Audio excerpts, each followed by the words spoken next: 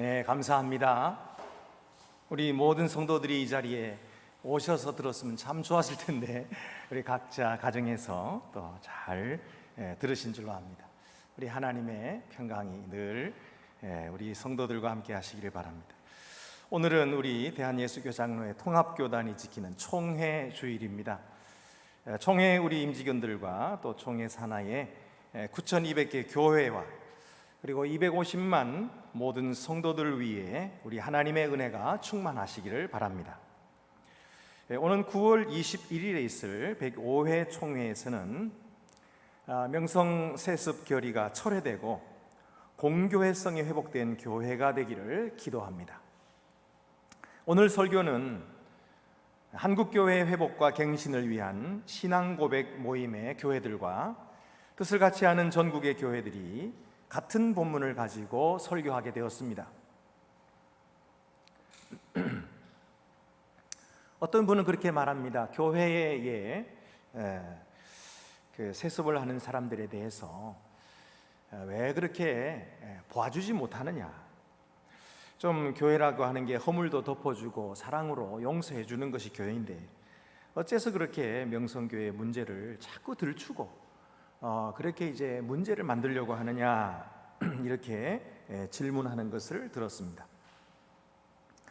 물론 사랑과 용서는 기독교 최고의 덕목이지요.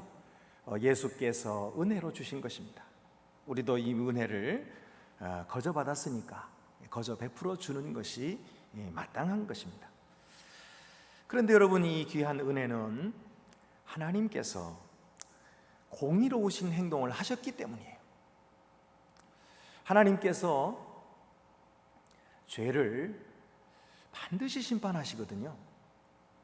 죄를 그냥 넘기시는 일이 없으세요. 그래서 하나님은 우리들이 범한 죄에 대해서도 반드시 심판하셔야 돼요. 그것이 하나님의 공의예요. 그래서 예수님을 십자가에 못 박아 죽으신 거예요. 하나님의 진노가 그 십자가 위에 떨어진 거죠. 예수님이 죽지 않고도 하나님께서 그냥 눈 감아 주시면 되지 않느냐? 굳이 그 자기 아들을 그렇게 십자가 위에서 고난받게 하시고 죽게 하시기까지 그럴 이유가 없지 않느냐? 하나님이신데 그걸 왜 못하시느냐? 그냥 용서해주고 그냥 눈 감아주면 되는 일 아니냐, 이렇게 생각하기가 쉽습니다. 그런데 그것은 하나님을 잘 모르기 때문이에요. 성경에 나타난 하나님은 사랑의 하나님이시지만은 동시에 공의의 하나님이신 거예요. 이 공의라고 하는 것은 하나님의 의를 말하는 겁니다. 죄를 용납하지 아니하시는 하나님을 가리켜서 공의의 하나님이시라, 이렇게 말씀하시는 거예요. 그래서 여러분, 우리가 이 사실을 잊었으면 안 됩니다. 우리가 핏값으로 구원받은 것이지 공짜로 구원받은 것이 아니에요. 그러므로 우리는 죄를 멀리하고 하나님의 공의를 이 땅에 이루도록 힘써야 되는 것입니다. 하나님께서는 내가 거룩하니 너희도 거룩하라, 그렇게 말씀하셨어요.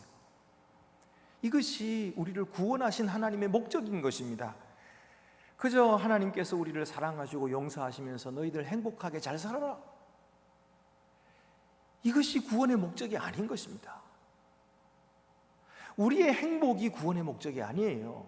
구원의 목적은 하나님의 거룩하심을 닮아서 우리가 하나님의 거룩하심에 이르게 되는 거예요. 이것이 구원의 목적입니다. 그러므로 여러분, 우리가 온전치 못하다고 해도 하나님의 거룩하심에 이르도록 계속해서 노력해야 돼요. 나는 안 되니까, 나는 모자라니까, 나는 인간이니까 어쩔 수 없다, 그러고 주저앉으면 안 되는 겁니다.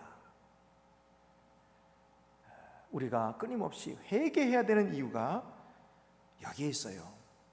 구약에도 보면은 출애굽기로부터 시작해서 제사제도가 나오고 레위기 계속 제사제도가 나오죠. 왜 그렇게 하나님께서 이게 피를 흘려가지고 양들을 잡고 소 잡아서 피 뿌리는 것을 이렇게 좋아하시느냐 이렇게 생각할지 모르지만, 여러분 하나님이신들 그게 좋으시겠어요? 예? 짐승이 피 흘리는 게 좋으시겠어요? 하나님은 자기 백성들이 거룩하게 되기를 원하시는 겁니다. 자기 백성들의 죄를 씻어주기를 원하시는 거예요. 그래서 그 수많은 제사 제도를 백성들에게 가르치시면서 너희는 정결하라, 너희는 깨끗해라, 그리고 내가 거룩하니 너희도 거룩할지니라 하고 말씀해 주신 것입니다. 여러분, 아나니아와 삽비라를 보세요. 하나님께서 너무 심하게 아나니아와 삽비라를 심판하신 거 아닙니까? 그저 아나니아와 삽비라는 다른 성도들이 자기 재산 팔아서 교회에다 갖다 바치니까 그게 좋아 보여가지고 나도 그래서 갖다 팔아서 바친 거 아니에요? 그런데 바치기를 절반은 숨겨놓고 절반 갖다 바치면서 이거 전부 다 합니다 하고 거짓말 좀 했다고 해서니, 그래서 하나님께서 그 부부를 다 죽이실 필요가 그건 너무하신 거 아닙니까? 이렇게 생각하기가 쉽죠. 그러나 여러분, 만약에 아나니아 삽비라가 자기가 번 재산 가지고 이렇게 저렇게 주물럭거리고 뭐 욕심 좀 부렸다고 해서 하나님께서 죽이실 일은 없어요. 근데 그들이 왜 죽었냐 하면 하나님의 교회 앞에서 하나님의 거룩하신 이름을 더럽히고 하나님을 속이고 성령을 속이기 때문이에요. 그래서 하나님은 아나니아와 삽비라를 그 성전에서 죽이신 거예요. 교회 앞에서 죽이신 거예요. 여러분, 하나님께서 자기 교회를 얼마나 사랑하시는지를 생각해 보세요. 새롭게 시작된 교회가 조금치라도 이런 죄가 들어와서 부패하게 되고 타락하게 될까 봐 하나님은 아나니아와 삽비라를 죽게 하시고 교회를 정결케 하셨던 거죠. 그 이후로 많은 백성들이, 많은 사람들이 교회를 통하여 구원받게 하시고 하나님의 거룩하심에 이르도록 하시려는 것, 이것이 초대교회의 그 엄청난 사건의 이유였던 것입니다. 여러분, 자기 재산 판 것 중에 절반 그거 전부라고 속인 것, 그거 사소한 죄라고 생각하면 안 됩니다. 그 사소한 죄가 공동체를 파괴하는 거예요. 하나님의 교회를 파괴하는 거예요. 그것으로 말미암아 하나님의 이름이, 거룩성이 훼손되는 것입니다. 여러분, 오늘 성경에도 보면은 사랑과 용서를 가르치신 예수님께서 왜 이렇게 성전에서 화를 내시는 겁니까? 너무너무 화가 나가지고 잠시 사랑을 잊어버리신 겁니까? 그게 아닙니다. 예수님의 사랑은 변함이 없으십니다. 하나님을 사랑하고 백성들을 사랑하고 이 사람들을 사랑하시는 예수님의 사랑은 변함이 없으세요. 그리고 그 사랑 때문에 지금 화를 내시는 거예요. 대제사장들과 서기관들과 바리새인들이 성전을 더럽혔는데 그것을 그냥 두고 내버려 두시는 것이 사랑이 아니시기 때문입니다. 그들은 하나님의 집, 만민의 기도하는 집을 강도의 소굴로 만들었던 것입니다. 오늘 우리 역대하 7장 16절 말씀에도 성전은 어떤 곳이라고 그랬어요? 이는 내가 이미 이 성전을 택하고 거룩하게 하여 내 이름을 여기에 영원히 있게 하였습니다. 내 눈과 내 마음이 항상 여기에 있으리라. 하나님께서는 자기의 백성들의 예배를 기뻐하시는 것입니다. 그리고 백성들의 모임을 기뻐하시는 것입니다. 물론 우리가 지금 코로나 때문에 다 모이지를 못하시고 지금 각자 가정에서 예배를 드리시지만은 여러분, 하나님의 뜻이 있어요. 우리가 모이는 교회와 흩어지는 교회가 있죠. 모이는 교회로 우리가 모였다면 그동안 너무 흩어지는 교회에 소홀했던 거예요. 그래서 이제 하나님께서 우리를 흩어놓으신 겁니다. 그래서 흩어지는 교회를 살리시려는 것입니다. 흩어지는 교회가 무엇입니까? 우리의 삶의 현장입니다. 우리의 가정입니다. 우리의 가정이 하나님의 집이 되도록 하기 위하여 아버지와 어머니, 자녀들과 형제들이 함께 모여서 하나님께 예배하는 바로 그 처소가 하나님의 집, 거룩한 성전 되게 하기 위하여 하나님께서 이 코로나를 우리에게 주시고 지금 흩어놓으셨다고 저는 믿습니다. 여러분, 하나님의 사랑은 변함이 없으십니다.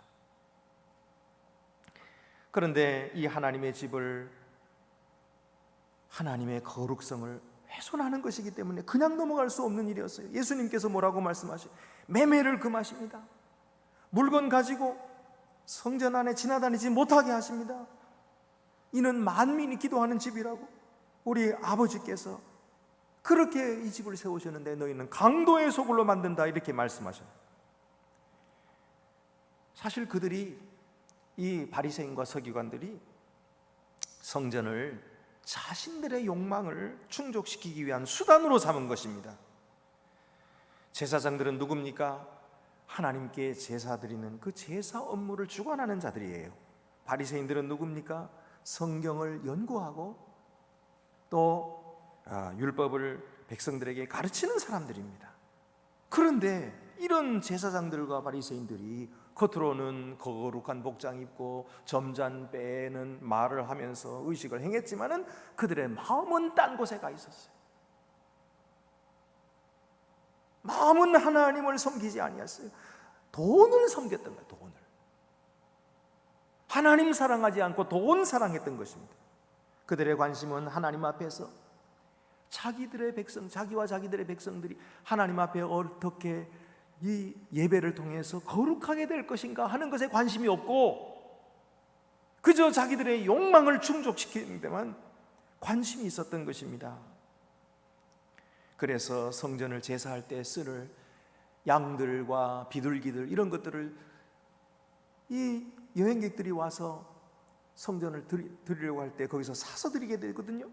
근데 이 파는 장사치들과 뒤로 결탁을 해가지고 그들이 파는 것만 받아주는 거예요.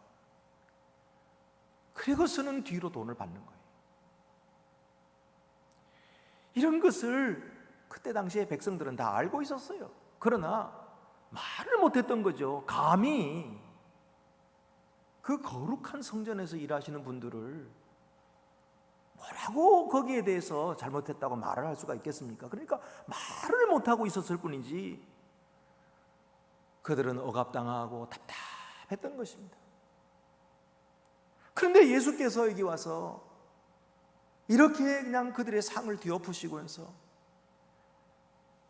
내 아버지 집을 강도의 소굴로 만든다고 말씀하시니까 이 백성들의 마음이 어떻겠어요? 아마 속이 시원했을 것입니다. 자기들이 못하는 말을 해줬으니까. 여러분 모두가 다 아는 사실인데도 공공연한 비밀로 이렇게 행해지고 있었던 것입니다. 그들은 예수님의 이 행동을 보고 자기들의 행동을 뉘우쳐야 했었는데 그들은 어떻게 합니까? 뉘우치지 않아요. 뉘우치지 않고 오히려 예수님을 어떻게 죽일까 하고 의논했던 것입니다. 반성은커녕 예수님을 죽이려고 의논하는 것입니다. 왜 그랬어요? 예수님의 인기는 높아지고 자기들의 인기는 땅에 떨어지고 그들은 생각했을 거예요. 우리가 세상에서 제일 거룩한 곳에 이 높은 권위에 권위를 가지고 있는데 이 권위의 저자가 대항을 해? 그러면서 이제 예수님 죽이려고 했겠죠. 결국 자신들의 기득권을 지키기 위해서 하나님의 거룩성을 무시함으로 스스로 진리에 눈이 멀게 된 것입니다. 여러분, 명성의 이 일은 하나님 교회의 거룩성을 심각하게 훼손하고 있습니다. 거룩한 하나님의 교회를 자식에게 물려주는 세습을 통해서 교회를 사유화한 것입니다. 교회는 그리스도의 몸입니다. 그리스도가 주인이십니다. 교회를 어떤 규실로도 사유화해서는 안 되는 거예요. 여러분, 이것은 명성만을 두고 하는 말이 아닙니다. 이미 2018년까지 364개 교회가 세습을 했으며 지금도 이런 일은 계속되고 있습니다. 물론 명성교회가 우리 교회에 큰일 많이 했어요. 어려운 사업도 돈을 많이 대주고 해서 좋은 일들을 많이 했어요. 그렇다고 해서 이런 일을 해도 된다는 건 아니에요. 용인해주면 더 많은 교회가 뒤를 따라서 세습할 것입니다. 어떤 사람은 그렇게 생각할 거예요. 아니, 아버지 목회하던 곳을 아들이 왜 목회 못합니까? 그게 뭐 잘못입니까? 구약에도 보면은 제사장들 그 아들이 대를 잇잖아요. 자, 그렇게 본인들도 주장을 하고 있어요. 그렇지만 제사장과 목사는 다릅니다.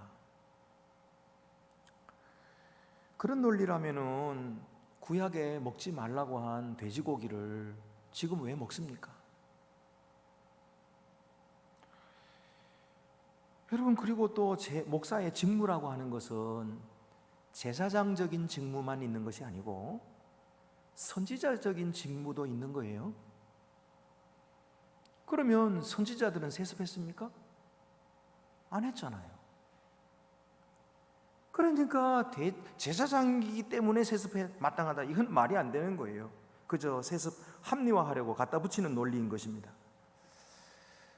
여러분, 물론 세습이 다 나쁘다는 게 아니에요. 무조건 다 어떤 교회든지 세습해서는 안 된다, 아들 물려주면 안 된다, 그런 말이 아니에요. 이거는 큰 교회를 만들어 놓고 세습하니까 문제가 되는 겁니다.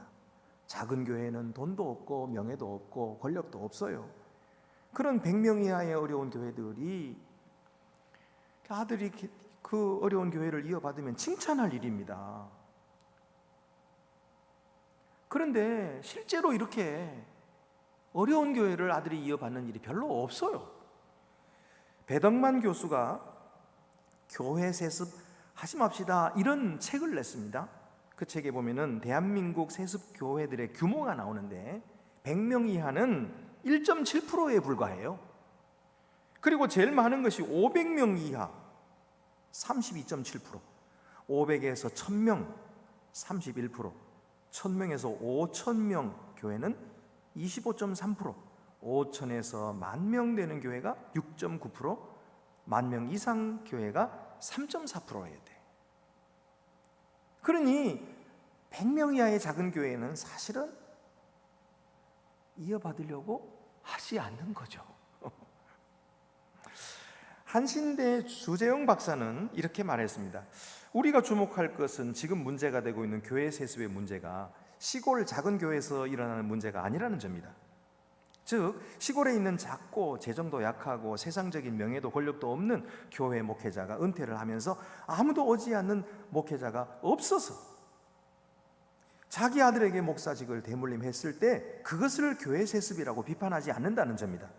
문제를 삼는 것은 선대 목회자가 경제적 어려움 등 고난과 종의 자리를 물려주는 그런 대물림이 아니라 대형 교회를 만들어서 물질, 명예, 권력이 함께한 귀족화된 교회의 목사직 대물림을 하는 경우다.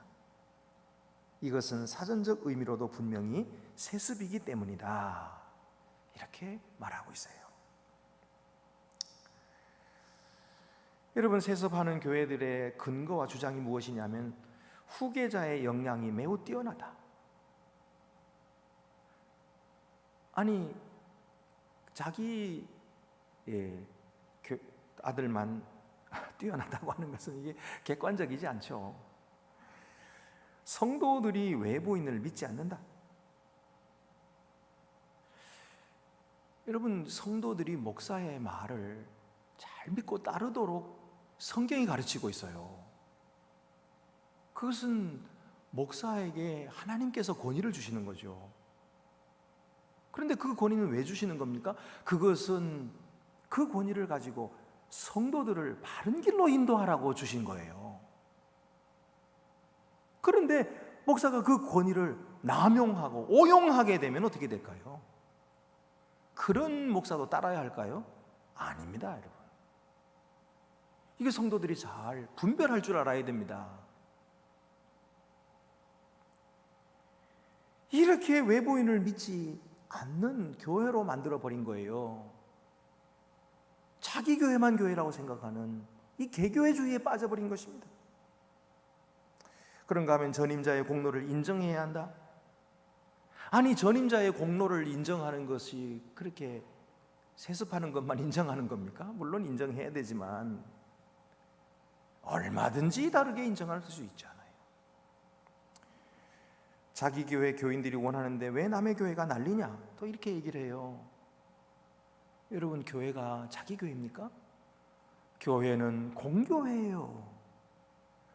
교회는 자기 교회가 없어요. 모두가 주님의 교회고 모든 교회가 다 하나입니다. 자기 교회가 세상 사람들 앞에서 얼굴에 먹칠을 하면 다른 교회는 잘 될 것 같아요? 아닙니다. 이 모두가 다 하나입니다.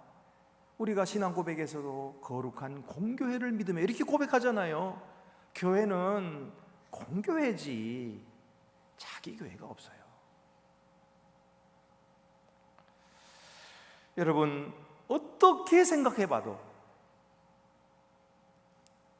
교회 세습은 안 되는 겁니다. 여러분, 이것은 어떤 누구를 탓하려고 하는 것이 아닙니다. 누구를 비난하려고 하는 것이 아닙니다. 이것은 우리가 회개해야 될 문제이기 때문이에요. 먼저 우리가 회개해야 됩니다. 왜요?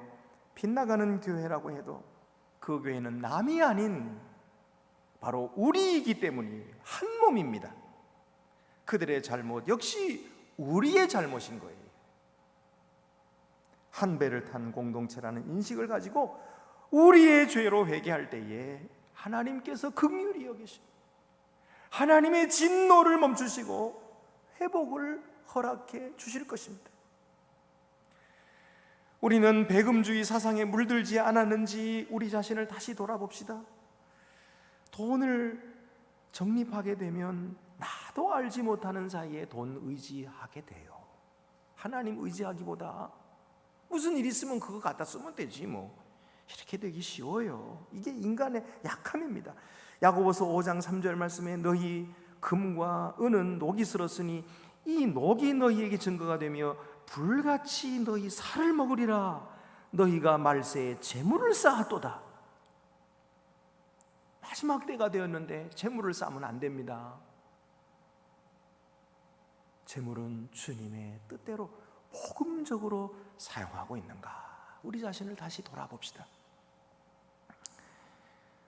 우리는 서로 사랑하는데 열심을 다하고 있는가? 전도와 봉사에 최선을 다했는가? 사회와 이웃을 향한 책임을 다했는가? 시대의 요청에 따른 변화에 힘썼는가?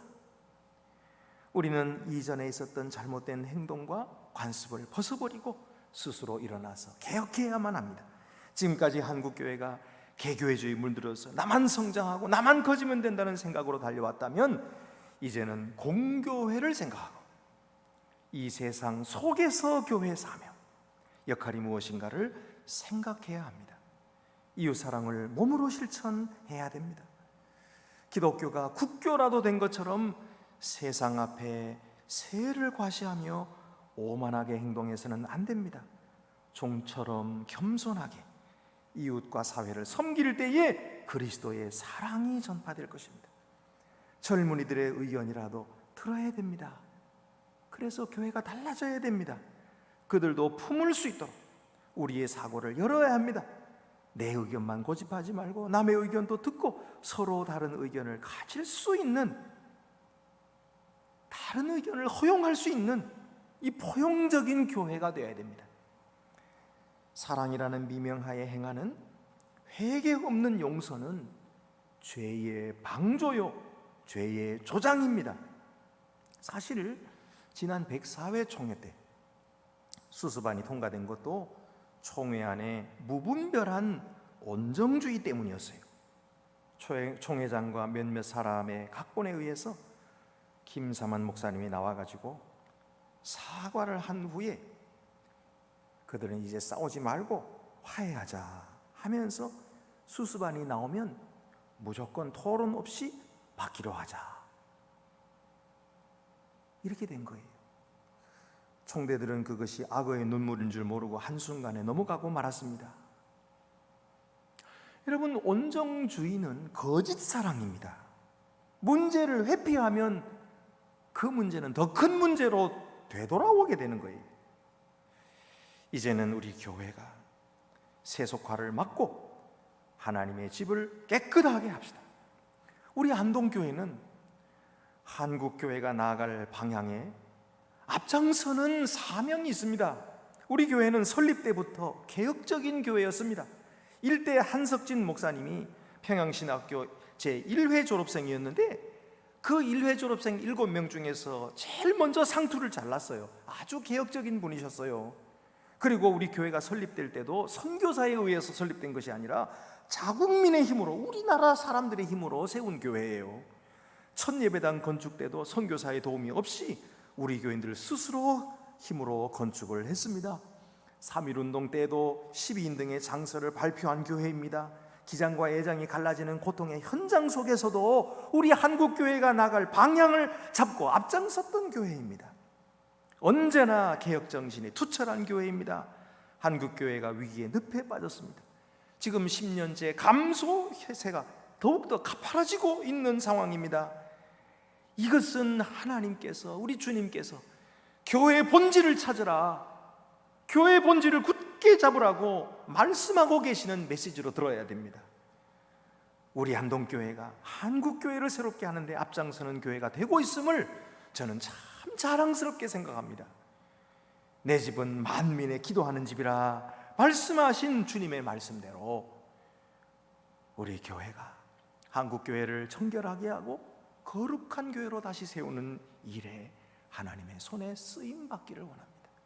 하나님께서 반드시 이 코로나를 통해서 더 좋은 교회, 더 좋은 나라, 더 좋은 우리 성도들로 만들어 주실 것을 믿습니다. 기도드리시겠습니다. 은혜로우신 하나님 아버지, 오늘날의 우리 한국교회 상황을 주님께서 보실 때에 얼마나 가슴 아파하시겠습니까? 그러나 주여, 오늘 수많은 남은 자들을 주셔서 기도하게 하시고 또다시 개혁할 수 있게 해주심을 믿고 감사를 드립니다.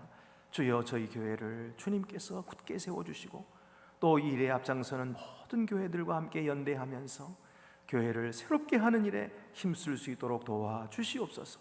먼저 우리 자신들이 회개하고 우리 교회들이 먼저 회개하고 그리고 주님의 뜻을 따라 새롭게 결단하는 귀하고 복된 시간 되도록 하여 주시옵소서. 어려운 시절일수록 주님께서 더 가까이 지켜주시고 함께 계시사 도와주시고 이끌어 주시옵소서. 우리 주 예수 그리스도의 이름으로 기도드리옵나이다. 아멘.